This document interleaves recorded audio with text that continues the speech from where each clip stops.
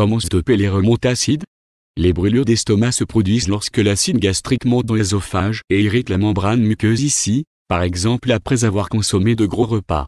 Si cela ne se produit qu'occasionnellement, il n'y a généralement pas lieu de s'inquiéter.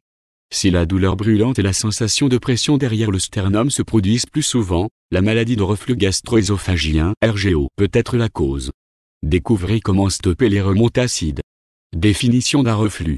En mangeant, la nourriture est avalée qui pénètre dans l'estomac par l'œsophage. Au niveau du diaphragme, l'œsophage se fond dans l'estomac. Une valve garantit que les aliments ne peuvent pas refluer. Cependant, les aliments mélangés à de l'acide gastrique peuvent toujours retourner dans l'œsophage. Cela crée la sensation de brûlure d'estomac.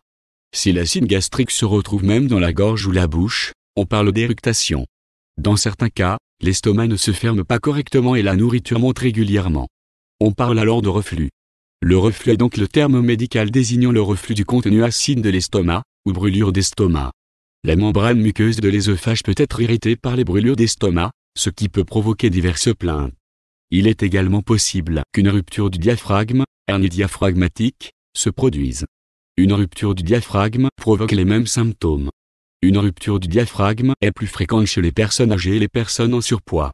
Voici les astuces pour stopper les remontées acides. La mastication pour stopper les remontées acides.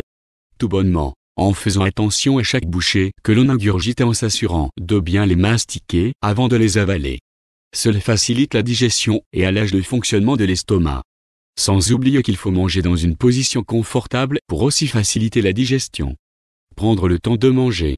En général, vous devez prévoir du temps pour chaque repas, qu'il s'agisse d'une petite collation entre les repas ou d'un dîner.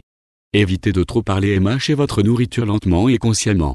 Cela signifie que moins d'air pénètre dans l'estomac et que vous n'avez pas à rôter aussi souvent. Prendre des dîners légers pour stopper les remontées acides. Évitez de grosses quantités pour ne pas trop remplir son estomac. En effectuant le choix des bons aliments car il faut une alimentation la plus simple que possible comme exemple, les fruits, des légumes cuits, poissons maigres ou viande, des féculents comme le riz, semoule ou encore les pâtes. Évitez les fibres qui pourraient irriter l'intestin, les fromages à pâte cuite sont conseillés. Choisir une alimentation avec cuisson légère. Cela signifie des plats cuits au four, à la vapeur ou encore grillés. Évitez le dioxyde de carbone et l'alcool pour stopper les remontées acides. Limitez votre consommation de boissons gazeuses et alcoolisées. Les deux peuvent provoquer l'ouverture du sphincter et vous devez faire un ROAGR. Incidemment, il en va de même pour les jus en raison de l'acide de fruits qu'ils contiennent. Il est donc préférable d'utiliser de l'eau plate et des thés non sucrés. Évitez les aliments riches en graisse.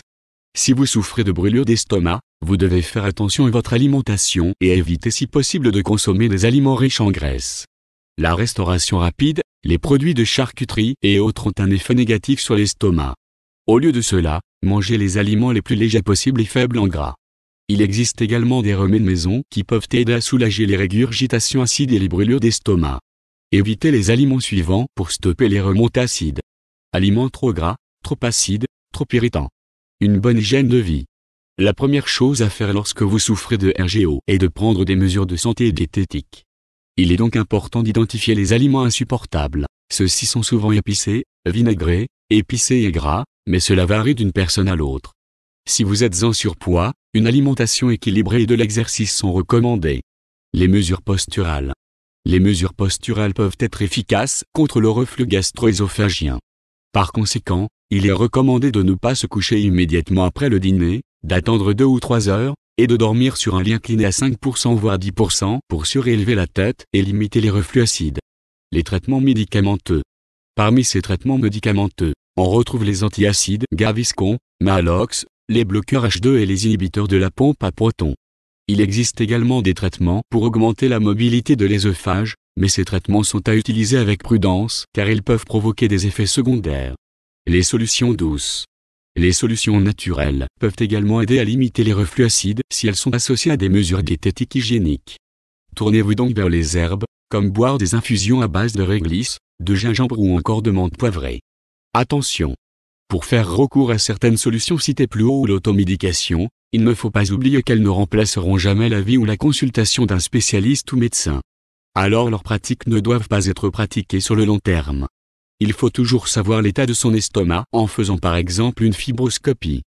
car cet examen permettra au médecin de savoir quelle prescription est la plus adéquate pour vous pour stopper les remontées acides.